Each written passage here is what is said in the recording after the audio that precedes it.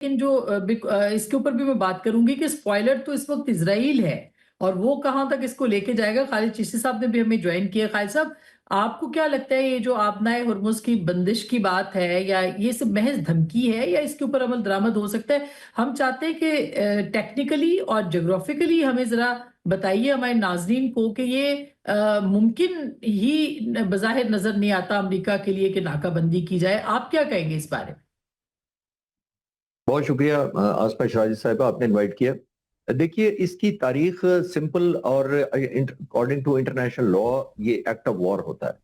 تو آپ کہیں گے جواب میں کہ ایکٹ آف وار تو آلریڈی چل رہا ہے بٹوین ایران اینڈ امریکہ، لیکن یہ ایکٹ آف وار ہر اس ملک کے خلاف ہوگا جو اس بلاکیڈ سے افیکٹ ہوگا. یہ انٹرنیشنل لا کہتا ہے.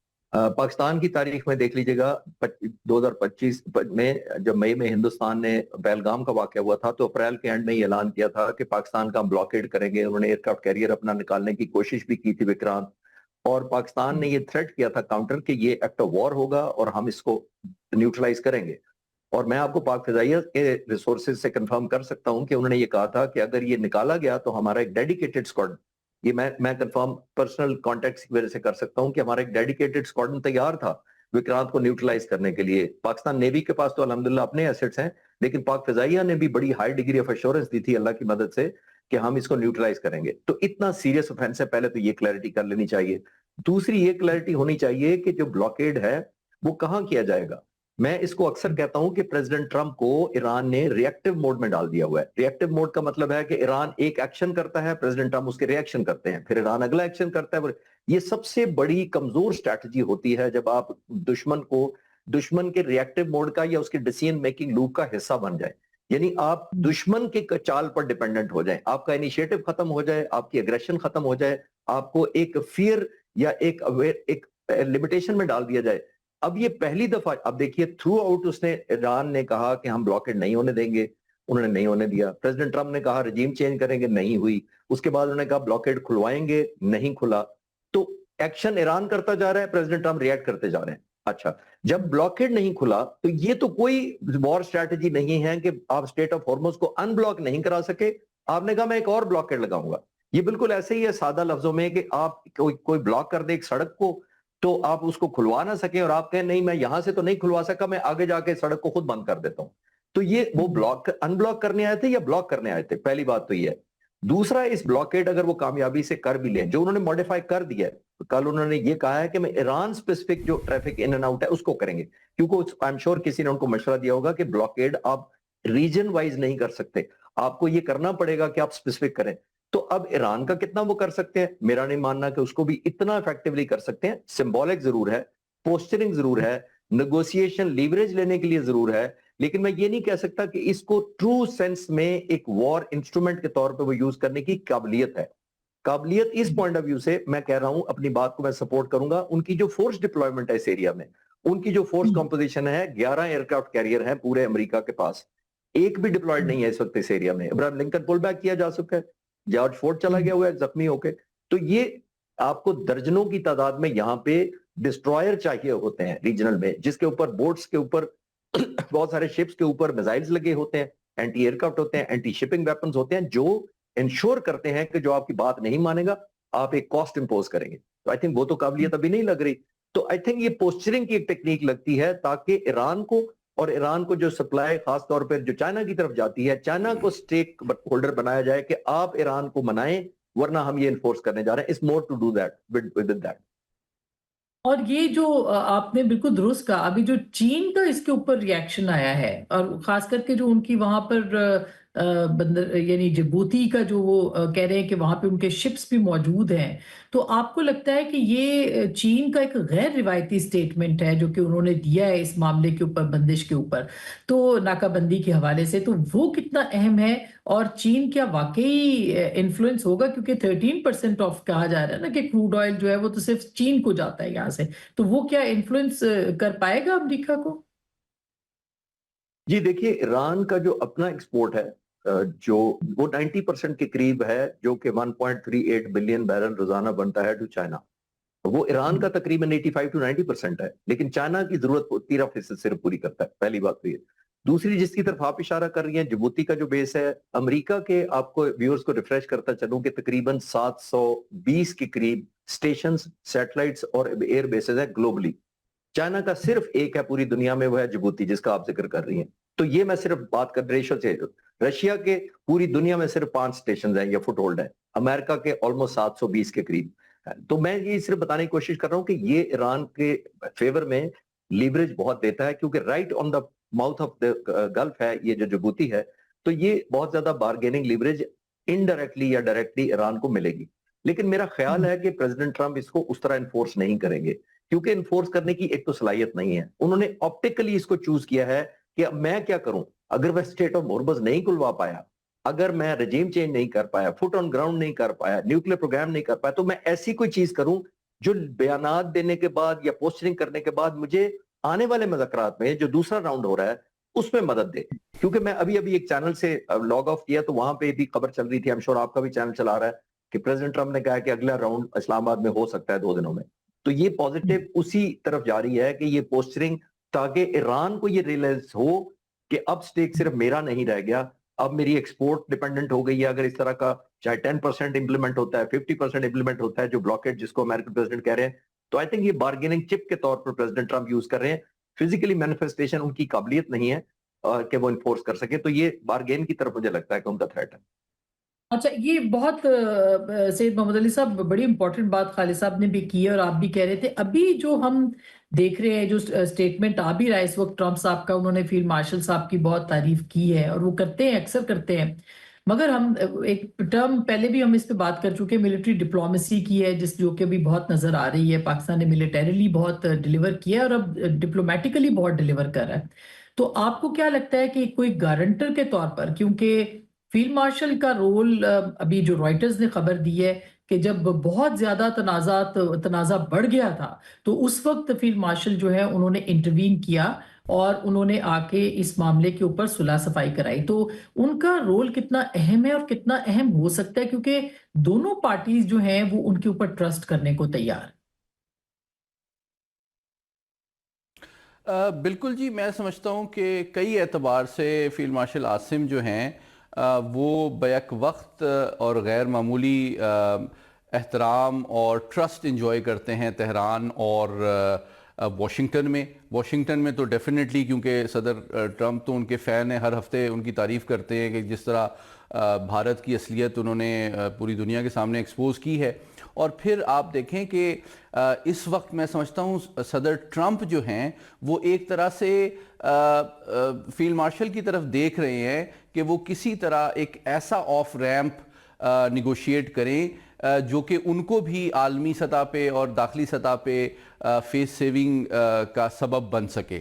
और ईरान के हवाले से भी मैं आपसे शेयर करता चलूँ कि जो फील्ड मार्शल साहब हैं ये इससे पहले भी पासदारान इनकलाब और हुतीज़ और सऊदी अरब के दरमियान जो है कशीदगी कम कराने में इन्होंने as a DG military intelligence, as a major general बड़ा कलीदी किरदार अदा किया था। और जिस अंदाज में देखें अमेरिका और ईरान दोनों ने एतमाद का इजहार किया, इस्लामाबाद को चुना गया एक ऐसे टाइम पे जबकि उनकी लीडरशिप को जान के ख़तरे लाहक थे, तो ये फील्ड मार्शल ही थे जिन्होंने एक तरह से अमेरिका को कायल किया कि आप जो ईरानी लीडरशिप और मंदूब हैं उनकी जान की सिक्योरिटी एश्योरेंस दें ताकि ये सफारतकारी के ज़रिए से ये मामलात हल किए जा सकें। तो मैं समझता हूँ दोनों तरफ उनका एतमाद और एहतराम जो है वो बहुत ज़्यादा है। और मैं अभी भी मैं बता रहा हूँ कि मुसलसल वो कोशिश कर रहे हैं और राब्ते में हैं वाशिंगटन और तेहरान से, क्योंकि जो एक पॉजिटिव मोमेंटम इस्लामाबाद टॉक्स ने जनरेट किया है, तवक्को की जा रही है कि अब ये इस्लामाबाद टॉक्स एक इस्लामाबाद प्रोसेस में कन्वर्ट होगी, उसी तरह जिस दोहा प्रोसेस है, ये इस्तांबुल प्रोसेस है, ताकि इस मोमेंटम को भी बिल्ड किया जाए और फिर बतदरीज जो है हम मसाइल को हल करने की तरफ आगे बढ़ें। बिल्कुल बिल्कुल दुरुस्त आपने कहा खालिद साहब। अब ये जो एक तरह से ईरान की आपने बताया, इस वॉर के अंदर थ्रू आउट हम डिस्कस भी करते रहे कि उनको एक एज हासिल रहा। अपना हुर्मुज़ भी उनके पास एक लेवरेज है जिसको कि वो इस्तेमाल कर रहे हैं। वो जो उनकी एक सक्सेस अगर नहीं तो उनकी सस्टेनेबिलिटी है इस वॉर के अंदर और मजीद लड़ने का, कल मैं उनका सुन रही थी, उनके एक कमांडर ने कहा है कि आप बंदिश करके देखें फिर हम आपको बताएंगे, ऐसे ऐसे सरप्राइज देंगे। तो एक तो उनके पास अभी भी ऐसी कैपेबिलिटी है कि वो मजीद लड़ सकें, गो के हम अमन की बात कर रहे हैं और ख्वाहिश भी है कि अमन ही हो, अल्लाह करे अमन हो, लेकिन एक तो वो कैपेबिलिटी उनकी किस एक्सटेंट तक जा सकती है, और दूसरा आपको लगता है कि ये जो लेवरेज है इसको ट्रांसलेट कर पाएगा, जो दिफाई उनकी कामयाबी है उसको ईरान मेज के ऊपर जाके ट्रांसलेट जो है वो किस हद तक कर पाएगा, ये बुनियादी सवाल है। देखिए आसमा साहिबा, इससे पहले कि इस पे मैं कमेंट करूं, हमें थोड़ा सा क्विकली मैं कॉम्पोजिशन पर अर्ज करता हूं जो ईरानियन की फौज की है। देखिए उनकी जो रेगुलर लैंड फोर्सेज हैं उनका नाम आतिश है, वो तकरीबन 3 लाख के करीब उनकी फोर्सेज उसमें हैं। तकरीबन 1.5 लाख IRGC की लैंड फोर्सेज हैं जो स्पेशलाइज फोर्सेज हैं, जो आपको ऑब्वियसली पैटर्नाइज्ड बाय अयातुल्लाह खामनेई, और जब से खामनेई साहब थे और अभी मुज्तबा खामनेई साहब हैं उनसे। दूसरी एक और है जिसको अमेरिकन प्रेसिडेंट कहते हैं कि हमने ईरानियन नेवी को डिस्ट्रॉय कर दिया, 150 या 160 शिप्स हमने डबो दिए हैं। वो बात कर रहे हैं मेन नेवी की। जैसे मेन नेवी आर्मी की नेवी और आर्मी और नेवी एक स्टैंड लोन है, IRGC एक अलग एक बहरी फोर्स है उनकी, जिसके अंदर क्या है, जिसके अंदर डिस्ट्रॉयर्स हैं, जिनके पास एंटी एयरक्राफ्ट हैं, सुइसाइडल बोट्स हैं, माइंस बिछाने वाली बोट्स हैं उनके पास, सुइसाइडल अंडर वाटर उनके पास स्कूटर्स हैं जिसको अनमैन्ड व्हीकल्स कहते हैं, वो है उनके पास। ये सारा IRGC नेवी के पास है। यानी जो एनफोर्समेंट कर रहा है या करता रहा है, जो कंपोजिशन या जो फोर्स करती रही है वो IRGC करती है। तो ये कहना कि मैंने नेवी को डबो दिया है उसका मतलब है कि उनकी कैपेसिटी खत्म हो गई है। स्टेट ऑफ हॉर्मोज अभी तक जो ब्लॉकेड लगा हुआ है, जो मैनिफेस्ट कर रहा है, वो अमेरिका के खिलाफ IRGC कर रही है। तो इसलिए पहली बात तो ये है कि ये हमें इस इल्यूजन में नहीं जाना चाहिए कि उन्होंने क्योंकि डिस्ट्रॉय कर दिया तो अब इसका मतलब तो ये है कि वो खत्म हो गई नेवी। ये बात। दूसरी बात, तीसरी जो आप कैपेसिटी की बिल्ड कर रही थी, उनकी जो डेल्यूशन हुई है फोर्सेस की, और मैं डे 1 से कह रहा हूं कि अमेरिका ने जब से दोनों एयरक्राफ्ट कैरियर पुल किए हैं, उनके साथ डिस्ट्रॉयर थे वो पुल बैक कर लिए हैं, तो यहाँ पे ऐसी सिग्निफिकेंट फोर्स है ही नहीं जो इस तरह का ब्लॉकेड इफेक्टिव सेंस में लगा सके। उसकी वजह यह है कि अगर ये इतने सैकड़ों स्क्वायर किलोमीटर के एरिया को ब्लॉकेड कर सकते हैं, तो सिर्फ 35 किलोमीटर का स्टेट ऑफ हॉर्मोज की जो पट्टी है, जिसमें से जो नेविगेशनल चैनल शिपिंग के लिए सिर्फ 10 किलोमीटर वाइड यूज होता है, उसको नहीं खुलवा सके। तो इसका मतलब यह है कि उनकी ट्रूप्स वर्सेस टास्क जो रेशो है इस एरिया में वो बहुत कम है। वो इस वजह से कम है कि उनको जो टास्क इतना ज्यादा दे दिया गया है वो कंपैटिबल नहीं है to the force which is available. तो आई थिंक सो ये पोस्चरिंग ज्यादा है, नेगोशिएशन के लिए ज्यादा है। मिलिटरीली अमेरिका चाहता है कि क्योंकि इससे चाइना को बहुत ज्यादा इफेक्ट होगा डायरेक्टली इनडायरेक्टली, उसकी शिपिंग रुकेगी ऑयल की, तो वो बीच में आएगा ताकि चाइना आकर इन्फ्लुएंस कर सके। लेकिन इसके अंदर एक खतरा भी है, आखिरी जुमला, खतरा ये है इसके अंदर कि अगर ये एस्केलेशन हो जाती है, और खासतौर पे चाइना का जो यहाँ स्टेशन है जिबूती, वहां पे एस्केलेशन हो जाती है, ईरान काउंटर करके बाबुल मंदिब बंद कर देता है, तो आई थिंक एक ऑयल प्राइसेस इतनी हाई क्रिएट होगी कि शायद प्रेसिडेंट ट्रंप को खुद ही रियलाइज हो कि मैंने ये गलत फैसला किया है। ईरान चाहेगा एक लिमिट तक अमेरिकन प्रेसिडेंट की थ्रेशोल्ड को चेक करना, ताकि वो थ्रेशोल्ड ऊपर जाए, अमेरिकन प्रेसिडेंट पर प्रेशर आए और वो खुद इसको अंडू करके पुल बैक कर लें। तो ये गेम ऑफ नर्व ज्यादा लगती है मुझे। जबरदस्त। सैयद मोहम्मद अली साहब, ये जो एक बाकर कालिबाफ साहब ने जो खालिद साहब कह रहे हैं उसकी तरफ इशारा भी किया है कि आप $5 फी बैरल को भूल जाएंगे इसके बाद जो आप दे रहे हैं अमेरिका के अंदर, तो वो डायरेक्टली जो एड्रेस कर रहे हैं वो अमेरिकन पब्लिक को कर रहे हैं। और यहाँ पर बड़ा इस मामले के ऊपर लोगों के अंदर अनरेस्ट भी है कि अगर ये वॉर खत्म ना हुई तो उनकी जिंदगियां पहले ही बड़ी मुश्किल में है, मजीद मुश्किल में हो सकती है। लास्ट में क्वेश्चन आपसे ये करना चाहती हूँ कि ये जो इस वक्त जो अमेरिका के ऊपर भी प्रेशर है और उनके इंटरनल प्रेशर बहुत ज्यादा है, तो उसके हवाले से आप क्या देखते हैं कि कितना इंपॉर्टेंट है कि वो जल्दी से जल्दी इस कॉन्फ्लिक्ट से निकले? और खास अब साथ ही ये भी कमेंट कीजिएगा कि जो अभी पाकिस्तान ने सऊदी अरब को फ्लीट भेजा है उसकी कितनी अहमियत है? देखिए मुख्तसरन मेरा जवाब ये है कि इस पूरी जंग में एक गैर रवायती या एसिमेट्रिकल हिकमत अमली ईरान ने अपनाई, और इसके लिए उन्होंने तकरीबन 20 से 30 साल तैयारी की हुई थी। उनको पता था कि रवायती या तस्वीराती एतबार से वो अमरीकी और इसराइली अफवाज का मुकाबला नहीं कर सकते, तो उन्होंने उनकी स्ट्रेंथ के बजाय उनकी वीकनेस को टारगेट किया। ईरान की पूरी कोशिश इस जंग में ये रही है कि वो माशी और सियासी दबाव अमरीकी सदर के ऊपर बढ़ाएं, اور اسی وجہ سے میں سمجھتا ہوں صدر ٹرمپ جو ہیں ان کے اندر یہ احساس پیدا ہوا ہے کہ اس جنگ سے جتنی جلدی نکلا جائے اتنا ان کے اپنے سیاسی مستقبل کے لیے بہتر ہے. اور میں یہ سمجھتا ہوں اگلے ماہ جب ان کی وہ چاہیں گے چین جائیں تو اس سے پہلے یہ جنگ ختم ہو سکے. اور آج ہی آپ جانتی ہیں کہ چین میں بھی جو روسی وزیر خارجہ ہیں لاوروف صاحب وہ بھی موجود ہیں, کویت اور دیگر بھی کئی ممالک کے مندوب وہاں موجود ہیں.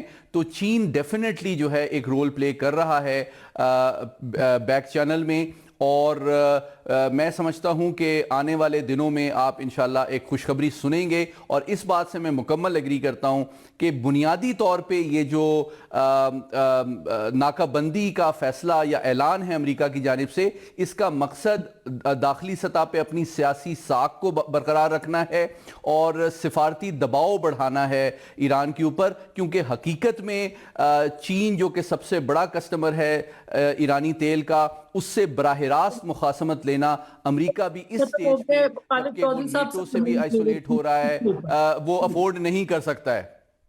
ٹھیک بات. چلے خالد صاحب بالکل ٹائم ختم ہو گیا. آئی وش کہ میں پہلے یہ سوال پوچھ لیتی, لیکن چلیں اگلی سیٹنگ اور اس سے پہلے انشاءاللہ اس پہ مزید بھی بات کریں گے. ناظرین, یہ گفتگو ہے جو کہ آپ نے سنی ہے. اب امریکہ کے اندر یہ فیصلہ ہو چکا ہے, جیسے پریزیڈنٹ ٹرمپ نے آج کہا ہے کہ اسلام آباد کے اندر مذاکرات ہو سکتے ہیں. مزید کیا اسلام آباد کے اندر جو بات چیت ہوگی وہ تیسرے مرحلے کی طرف بڑھے گی یا دوسرا مرحلہ حتمی ہوگا, یہ آنے والے دنوں میں جو ہے وہ دیکھنا ہے. گفتگو آپ نے سنی, فیصلہ آپ کا.